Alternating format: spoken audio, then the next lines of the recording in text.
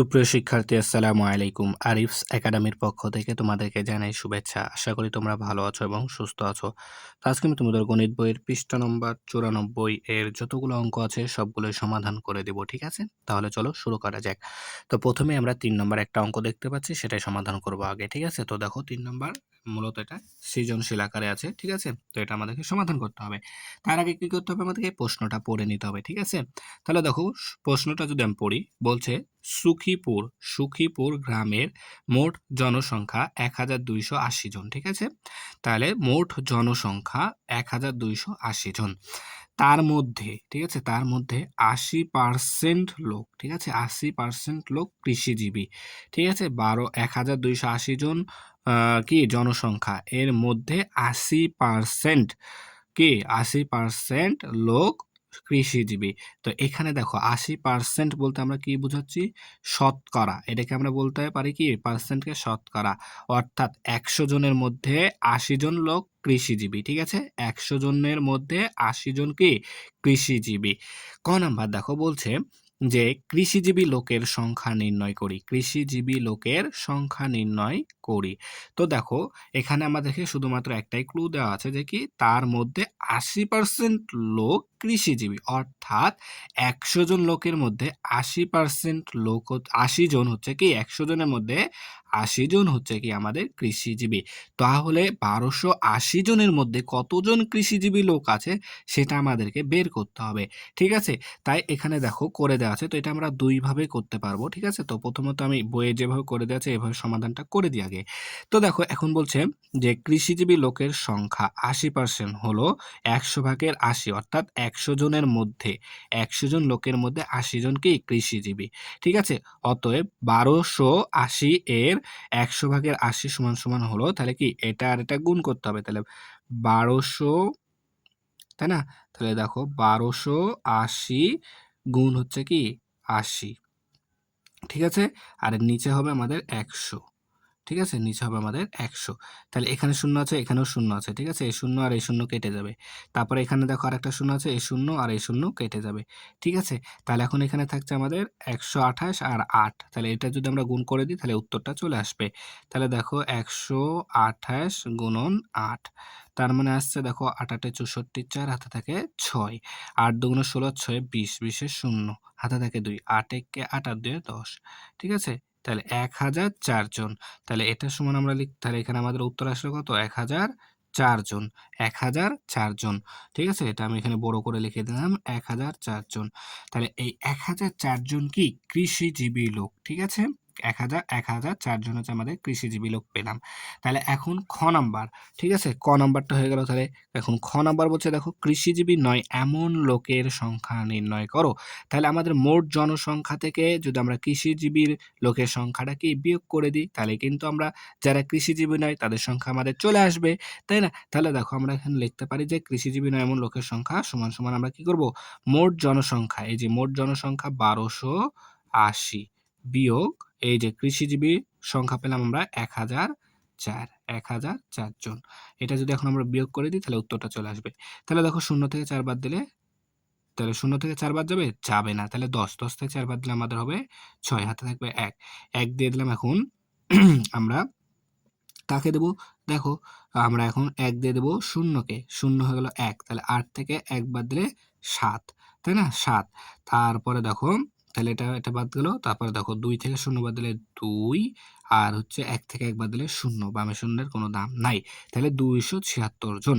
তাহলে কৃষিজীবী নয় এমন লোকের সংখ্যা কয়জন? ২৭৬ জন। ঠিক আছে? তো এই ক নাম্বারটা আমরা আরেক পদ্ধতিতে করতে পারি। ঠিক আছে? তো এটা এখন আমরা সমাধান করব। আচ্ছা ভাই, দেখো এখানে একটু আমরা ভুল করে ফেলেছি। ঠিক আছে? গুণ করতে। ঠিক আছে? গুণ করতে ভুল করে ফেলেছি। ঠিক আছে? তো দেখো ৮ ৮ এ ৬৪, ৬৪ ৪ হাতে থাকে ৬। ৮ দুগুণ ১৬, ১৬ আর ৬, তাই না? ১৬ আর ৬ হচ্ছে ২২, ২২, ঠিক আছে? ১৬ আর ৬ ২২ হবে। এখানে আমি ০ দিয়ে দিয়েছি, তাই না? তাহলে এখানে হবে ২।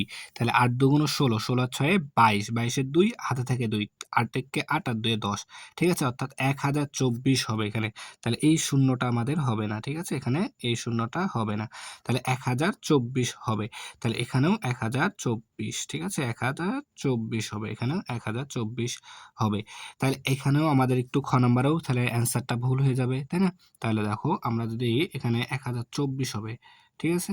তাহলে এখন দেখো, তাহলে ০ থেকে এখন যদি ৪ বাদ দিই যাবে না, তাহলে ১০ থেকে ৪ বাদ দিলে ৬ হাতে থাকবে ১, ২ কে দিলাম ১, ২ হয়ে গেল আমাদের ৩।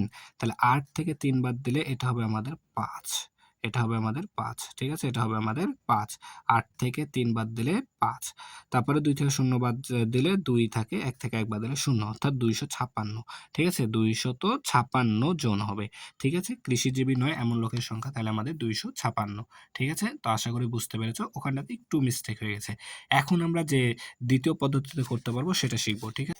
তাহলে দেখো আমরা এখন দ্বিতীয় পদ্ধতিটা সমাধান করব, ঠিক আছে? তো এখানে আমাদের ৮০% লোক হচ্ছে কৃষিজীবী, তাই না? অর্থাৎ আমাদের কি ১০০ জনের মধ্যে ৮০ জন লোক কৃষিজীবী, ঠিক আছে? তো এখন আমরা যে নিয়মটা করব সেই নিয়মটা কিন্তু তুমি খুব ভালো মতো বুঝতে হবে, ঠিক আছে? যদি এটা বুঝতে পারো অনেকগুলো অঙ্ক সমাধান করতে পারবা, ঠিক আছে? তাই এটা বুঝে রাখা অনেক অনেক দরকারি বা প্রয়োজনীয় বা গুরুত্বপূর্ণ। তুমি যেটাই বলো না কেন, ঠিক আছে? তাহলে আমরা এটা লিখতে পারি যে কি, যে ১০০ জন লোকের মধ্যে কৃষিজীবী কয়জন? ৮০ জন। অর্থাৎ ৮০ শতকরায় ৮০ জন যে, ঠিক আছে? তাহলে আমরা লিখতে পারি যে ১০০ জন, ১০০ জন সংখ্যার মধ্যে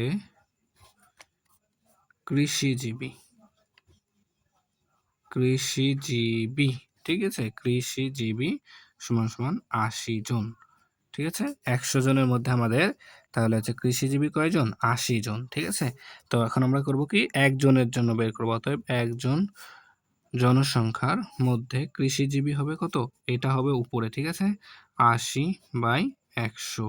ঠিক আছে? এতজন। ঠিক আছে? ৮০ ভাগ ১০০। ঠিক আছে? তারপরে এখন আমাদের বলেছে কয়তজন? ১২৮০ জন। তাই না? তাহলে অতএব ১২৮০ জন জনসংখ্যার মধ্যে কৃষিজীবী হবে। তাহলে এটা হবে এখন আমাদের এখানে গুণ আকারে চলে আসবে। ঠিক আছে? তাহলে ৮০ গুণ, তাহলে ৮০ গুণন হচ্ছে আমাদের ১২৮০ ভাগ হচ্ছে ১০০। ঠিক আছে? তাহলে এখন দেখো সেম চলে এসছে এখন, তাই না?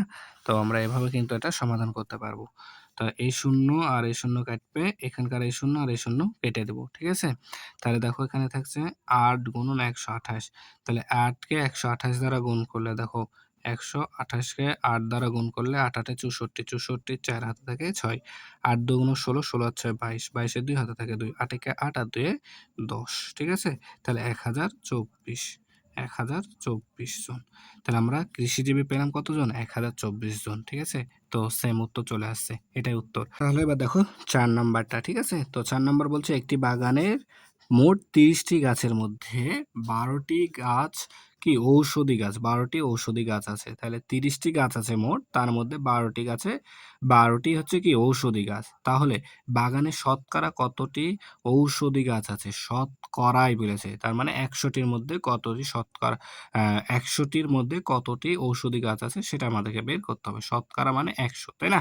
তাহলে দেখো ৩০ টির মধ্যে ১২ টি ঔষধি গাছ, তাহলে আমরা এখানে লিখলাম ৩০ টি গাছের মধ্যে ঔষধি গাছের সংখ্যা সমান সমান ১২ টি। ঠিক আছে?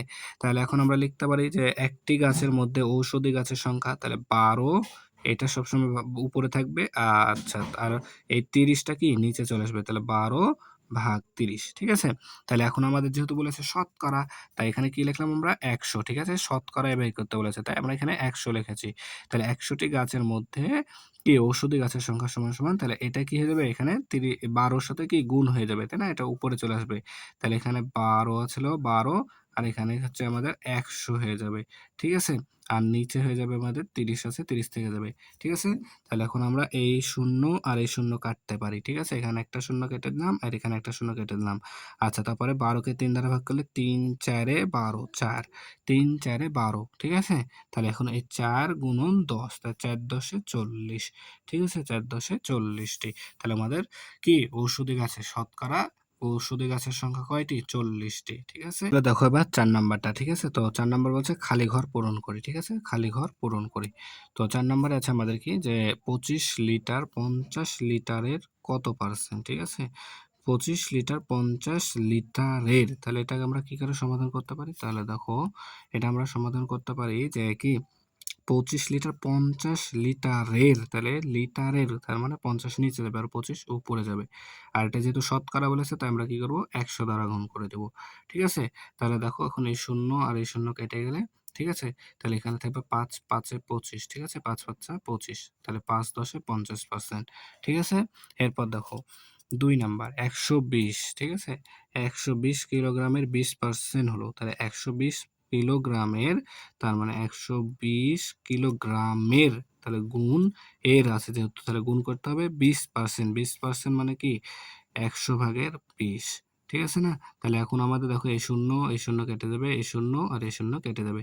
তাহলে ১২ দুগুণ ২৪, তার মানে ২৪ কিলোগ্রাম, ঠিক আছে?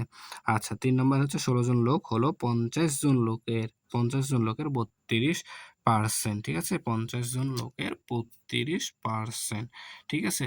দেখো ৫০ জন লোক এর, তার মানে ৫০ গুণন ৩২%, তার মানে ৩২, আর এখানে হবে ১০০ ভাগের ৩২, তাহলে এটা আর এটা কি কেটে যায়।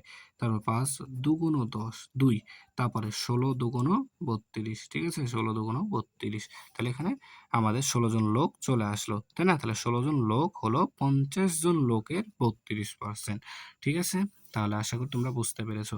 তাহলে আজকে ৯৪ পৃষ্ঠা যতগুলো অঙ্ক ছিল সবগুলো সমাধান করা হয়ে গেল, ঠিক আছে? তাহলে আজকে এই পর্যন্তই। ভিডিওটি ভালো লাগলে অবশ্যই লাইক, কমেন্ট, শেয়ার করতে ভুলবেন এবং পরবর্তী ভিডিও সবার আগে পেতে আমাদের চ্যানেলটি সাবস্ক্রাইব করে রাখো। আল্লাহ হাফেজ। আসসালামু আলাইকুম ওয়া রাহমাতুল্লাহ।